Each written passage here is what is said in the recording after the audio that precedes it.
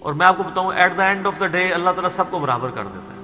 آپ دیکھیں گے کئی لوگ ہیں جن کی زندگی کے اوائل انتہائی دکھ میں گزرے ہیں لیکن پھر پوری زندگی اللہ تعالیٰ نے ان کو سکھی رکھا ہے. کئی ایسے ہیں کہ جو پوری زندگی سکھی رہے ہیں لیکن پھر آزمائش ان پہ بڑھاپے کے وقت میں آ گئی ہے، بیماری کی شکل میں، کسی اور شکل میں. اور بعض ایسے ہیں کہ جن کو پوری زندگی غم سے عبارت ہوتی ہے، ایسے لوگ بھی ہیں. لیکن جب آخرت میں آپ ان کو دیکھیں گے نا موجیں مارتا ہوا، تو مسلم شریف میں حدیث ہے، عبداللہ بن عمر کہتے ہیں نبی علیہ السلام سے میں نے خود سنا تھا کہ میرے غریب صحابہ میرے امیر صحابہ سے 40 سال پہلے چلے جائیں گے. ظاہر ہے قیامت کا دن 50,000 سال کا دن ہے، اس میں 40 سال تو کچھ بھی نہیں ہے. وہ 40 سال پہلے جنت میں چلے جائیں گے. لیکن 40 سال آپ دیکھ لیں کتنے زیادہ ہوتے ہیں صرف غریب ہونے. اس لیے عبداللہ بن عمر غریب صحابہ کے ساتھ بیٹھا کرتے تھے کہ یار چلو چنگے دے لڑ لگ جائیے. نانگے پیر نہیں، غریب صحابی، درویش لوگ. تو مال فتنہ ہے اس حوالے سے. بخاری مسلم میں حدیث ہے، نبی علیہ السلام نے فرمایا کہ ابن آدم کہتا ہے میرا مال میرا مال میرا مال. حالانکہ تیرا مال تو وہ ہے جو تو نے کھا لیا یا پہن کر بوسیدہ کر لیا یا اللہ کی راہ میں خرچ کر کے آخرت کے لیے ذخیرہ کر لیا. باقی تو تیرے ورثہ کا مال ہے. بخاری مسلم میں حدیث ہے انسان کے 3 دوست ہیں.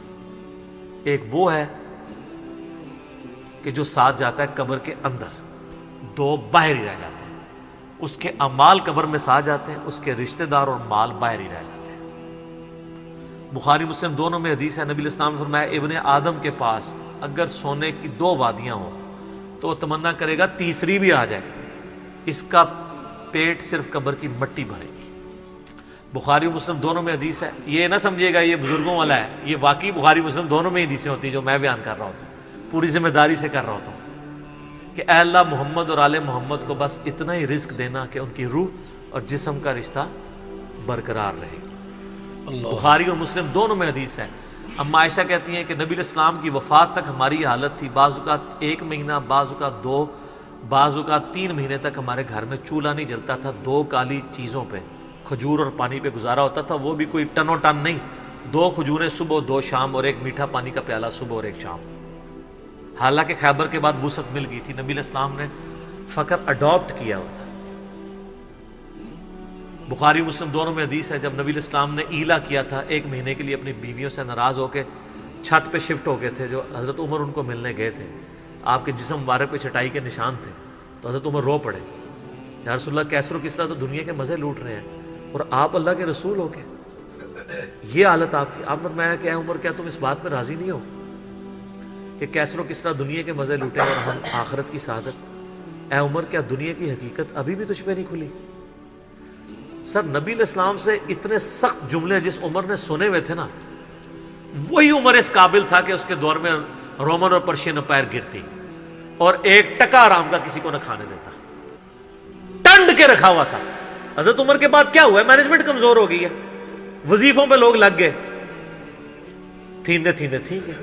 اسی لیے کہا جاتا ہے ابو بکر اور عمر کی خلافتیں خلافتیں محفوظہ ہیں اور عثمان و علی کی خلافتیں مفتونہ ہیں. اس لیے نہیں کہ وہ خلفاء برے تھے، اس لیے کہ اس میں فتنے کا دور تھا، وہ اسپیشل پروٹیکشن تھا. بخاری مسلم میں حدیث ہے میری امت اور فتنوں کے درمیان دروازہ عمر ہے، جب یہ دروازہ توڑ دیا جائے گا فتنے شروع ہو جائیں گے.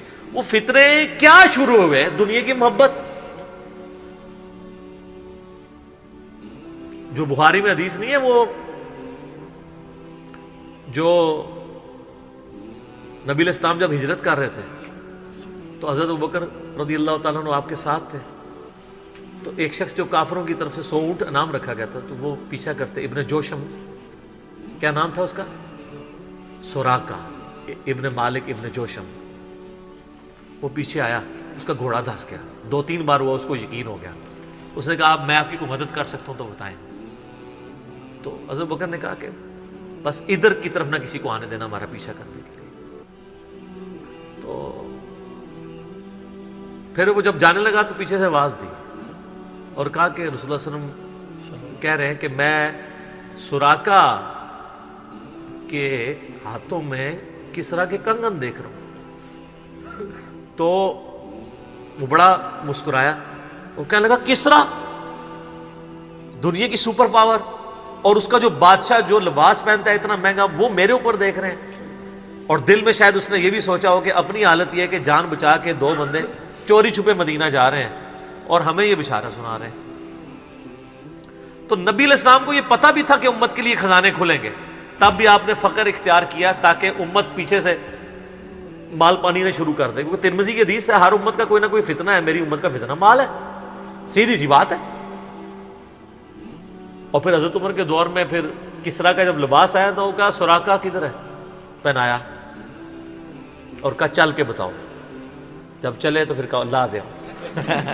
اس نے کہا میں مالک ان کا نہیں, نبی علیہ السلام نے صرف اس کا کہا تھا یہ مسلمانوں کا مال ہے, بیت المال میں جمع ہوگا, تو ملکیت نہیں اس کی حاصل کر سکتا, یہ ایونلی ڈسٹریبیوٹ ہوگا.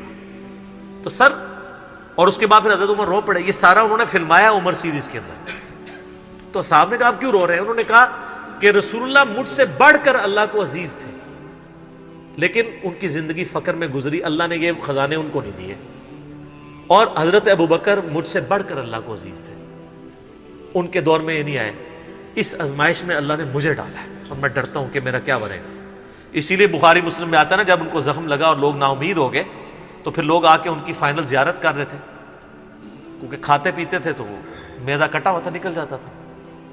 اسی حالت میں بخاری میں آتا ہے ایک نوجوان آیا, اس کا تہمت ٹخنوں سے نیچے لٹک رہا تھا. جب وہ جان لگا تو بیماری کی حالت میں حضرت عمر کہہ رہے ہیں لڑکے اس کو تہمت کو ٹخنوں سے اونچا کر, اس سے تیرے کپڑے بھی پاک رہیں گے اور یہ سنت بھی ہے. یہاں ہم لوگوں کو کہتے ہیں شلواریں یار نیچے روبڑ رہی ہیں.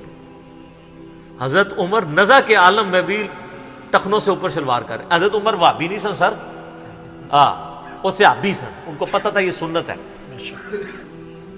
اور نزع کے عالم میں تہمت اوپر کروا رہے ہیں. یہ بخاری کے الفاظ ہیں.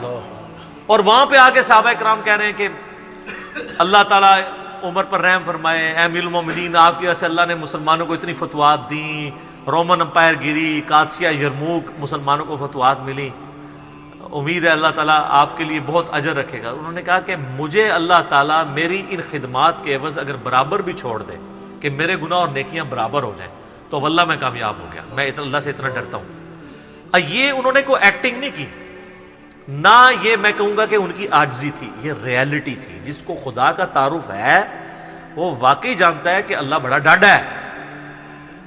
حضرت ابوبکر نے جب مشورے کے بعد حضرت عمر کو نامزد کیا تھا تو آپ کو پتہ ہے حضرت عمر کو کیا نصیحت کی تھی؟ کیا عمر ایک ہی نصیحت انہوں نے کی, ان کا اتق اللہ یا عمر. وہ عمر سیریز میں فلمایا انہوں نے, اللہ سے ڈرنا, اور جب تو جنتیوں کی طرف دیکھے نا تو دعا کرنا کہ اللہ تجھے اس میں شامل کرتا ہے, اور جب تو دوستیوں کی طرف دیکھنا تو ڈرنا ایسے کہ کہیں تو ان میں شامل نہ ہو. انہوں نے نہیں کہا میں عشرہ مبشرہ ہوں, میں جس راستے پہ چلوں شیطان بھاگ جاتا ہے, یہ آپ مجھے کیا باتیں بتا رہے ہیں. ان کو پتا تھا کہ اللہ تعالیٰ کی صفت بے نیازی بھی تو ہے نا سر, آپ کو نہیں پتا, وہ تو پیغمبروں کے اوپر عطا فرما دیتا ہے. یونس علیہ السلام تو پیغمبر تھے, اور اتنا غصہ کہ سورہ صافات میں ہے کہ یونس اگر مچھلی کے پیٹ میں ہمیں نہ پکارتا تو پھر اسی دن نکالا جاتا جس دن مردے اپنی قبروں سے نکالے جائیں گے. یار اتنا غصہ کیا کر دیا, کوئی بندے مار دیے یونس نے. آپ یوٹیوب میں کلپ دیکھیں یونس علیہ السلام کا واقعہ تو آپ کو پتہ چلے گا. سر اللہ اپنے معاملات میں بہت سخت ہے. اللہ وہ نہیں ہے جس کا تعارف آپ کو کروایا گیا. پچھلے دنوں بھی وہ ہمیں ایک لیٹر کہیں کسی نے بھیجا, تو پھر ہم نے ان کو بھیجا کہ آپ میرا کلپ دیکھیں, اللہ کی رحمت سے دھوکہ, اور انجینئر محمد علی مرزا صاحب لکھے.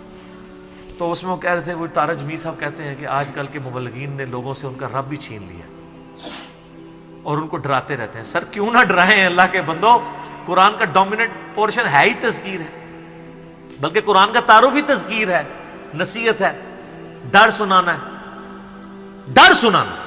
وَأُوحِيَ إِلَيَّ هَذَا الْقُرْآنُ لِأُنذِرَكُمْ بِهِ وَمَنْ بَلَغَ. سورہ الانعام آیت نمبر 19. اے نبی علیہ السلام فرما دو مجھے تو قرآن وہی اس لیے کیا گیا ہے میں تمہیں ڈر سناؤں, اور جس تک یہ کتاب پہنچ جائے وہ بھی ڈر سنائے. بخاری کے حدیث ہے آپ علیہ السلام ایک چوراہے سے گزر رہے تھے, کچھ صحابہ جو ہے وہ ہنس رہے تھے, آپ رک گئے. پھر آپ نے فرمایا جو کچھ میں جانتا ہوں نا تم جانتے ہوتے نا تو بہت کم ہنستے زیادہ رویا کرتے. بخاری مسلم میں حدیث ہے، عبداللہ بن عمر کہتے ہیں نبی علیہ السلام نے میرے کندھے پہ یوں ہاتھ رکھ کے نا فرمایا تھا عبداللہ اپنے آپ کو مردوں میں شمار کرنا، یعنی سمجھو کہ آج میں گیا ہی کہ گیا۔ سر جب یہ تلوار کسی کے سر پہ لٹک رہی ہو نا پھر اس کا قبلہ سیدھا رہتا ہے، ادروائز وہ یتیموں کا مال بھی ہڑپ کرے گا، بہنوں کی جائیداد پہ بھی قبضہ کرے گا، اور وہ ماں باپ بھی جو اپنی زندگی میں بیٹوں کو سب کچھ دے کے چلے جاتے ہیں اور بیٹیوں کو محروم کرتے ہیں۔ ہمارے پاس تو لوگ آتے ہیں، ہم ان کو کہتے ہیں تمہارے ماں باپ دوزخ میں جل رہے ہوں گے، اب بھی ٹائم ہے کہ ان کی وصیت بدل دو۔ قرآن میں بھی ہے کہ اگر کوئی غلط وصیت کر کے آتا ہے وصیت بدلو، اس کو عذاب سے بچاؤ۔ تو کئی لوگ ہیں، میں نے دیکھا ہے ملینز آف روپیز انہوں نے ماں باپ کے مرنے کے بعد ان کے نام پہ ہوئے اپنی بہنوں کو واپس کیے ہیں کہ چلو یار ہمارے ماں باپ دوزخ میں جانے سے بچ جائیں گے۔ اگر آپ کے ماں باپ کی محبت آپ کے دل میں ہے نا تو خدا کے لیے اگر آپ یہ نہ کہیں کہ میرے ماں باپ دے گئے ہیں تو وہ جانے اور ان کا کام، یار وہ آپ کو دے کے گئے، آپ کے ساتھ نیکی کر کے گئے، اور آپ ان کے ساتھ یہ بھی نیکی کرنے کے لیے تیار نہیں ہے کہ جو مال انہوں نے کمایا تھا وہ ان کو دوزخ سے رہائی سے عطا کرنے کے لیے آپ ان کے لیے خرچ کر دیں جو آپ نے نہیں کمایا ہوا۔ تو کتنے بڑے ناہنجار اولاد ہیں آپ۔